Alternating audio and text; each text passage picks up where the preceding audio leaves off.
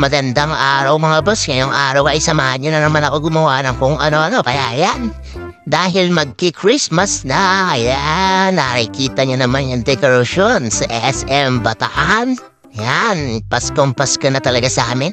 Pupunta kami sa night market dito sa amin sa Balanga, Bataan. Kaya yung mga taga Balanga dyan, shout out.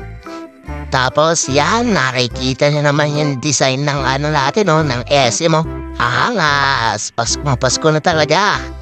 Kaya yan, yung sa may plaza ng Balanga wala pa, hindi pa binubuksan, nag-aayos pa lang doon. Kaya yan, dyan muna yung papakita ko. Tapos, eto na yung mga kainan. Yan, kainan sa may papuntang palengke.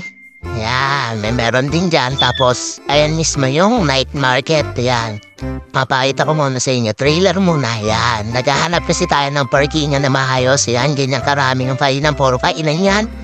Yan, bibitinin ko muna kayo dyan dahil kakain muna kami. Ayan, ang technique para hindi mapagastos masyado, kumain na kayo ng pamilya mo. Yan ang tipid tips. Bago kayo gumala sa maraming kainan, yan, kumain na kayo ng kanin para hindi na masyadong marami ang ituro ng anak nyo o ng mga kasama nyo.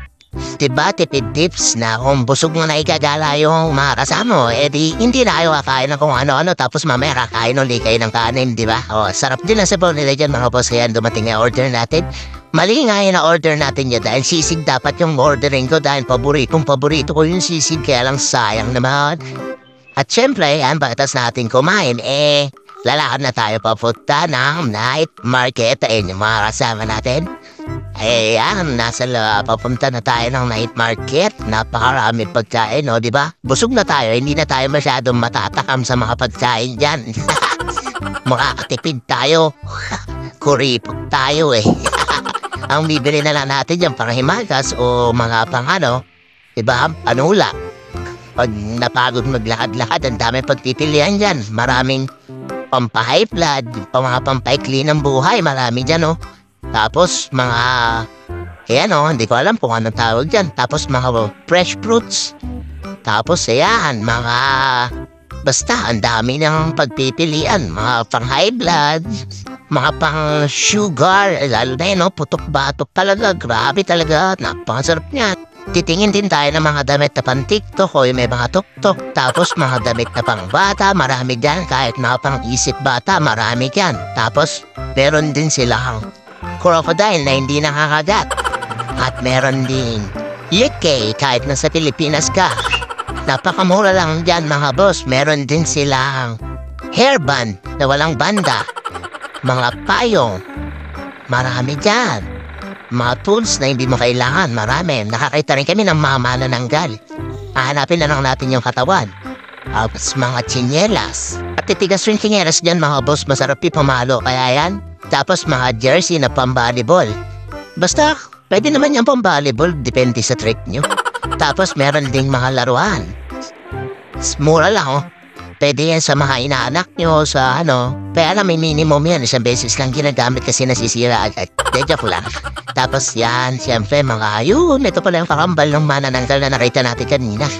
Mga litaw pusod, tapos mga case na walang kaso. Tapos mga damit, ang dami ang kaganda. Tapos mga teddy bear. Ayun ang dami. Kaganda. Tapos mga pampede time, mga damit na pamorma, mga tsinelas, ang dami-dami Magsasawa ka na ng pera lang talaga kulang. Tapos mga panty, yung mga butas na yung mga panty dyan, tsaka brief, pwede kayo mamili dyan. Mga kinto na isang linggo pwedeng gamitin. Tapos nakapili tayo ng damit, nakakita tayo ganda. Ang pinoproblema ko lang, pag namili ka ng damit sa mga ganyan, yan si boss.